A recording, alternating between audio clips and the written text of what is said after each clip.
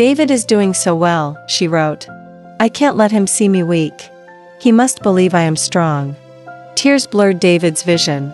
He pressed the paper to his lips, whispering, I would have loved you no matter what, Mom. You didn't have to hide. But his words dissolved into the emptiness of the room. As evening shadows lengthened across the walls, David made a silent vow. He couldn't undo the years of her hidden pain, but he could choose differently now. He could be there for her, not as the child who once depended on her, but as the man she had raised him to be. He folded the letters carefully and placed them back into the shoebox, his hands steady with new resolve. For the first time, he understood the depth of her sacrifice. His mother had spent her life giving him strength, even when she had none left for herself, and now, it was his turn to give back. The next morning, David woke with a heaviness that refused to lift. The shoebox of letters still sat on his desk, like a silent witness to everything he had failed to see.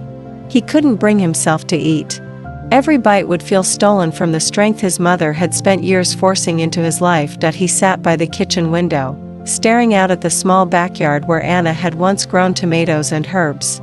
He could picture her kneeling in the dirt, wearing her worn-out gloves, humming softly as she worked. She always insisted on growing fresh vegetables to save money, even when the soil fought against her.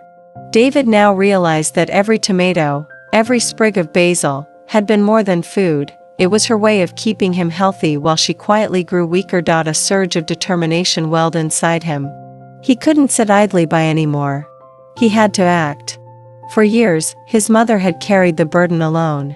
Now it was his turn to carry it with her. David grabbed his jacket and drove straight to the small clinic where she had been receiving treatment, the name of the doctor scrawled in one of the letters.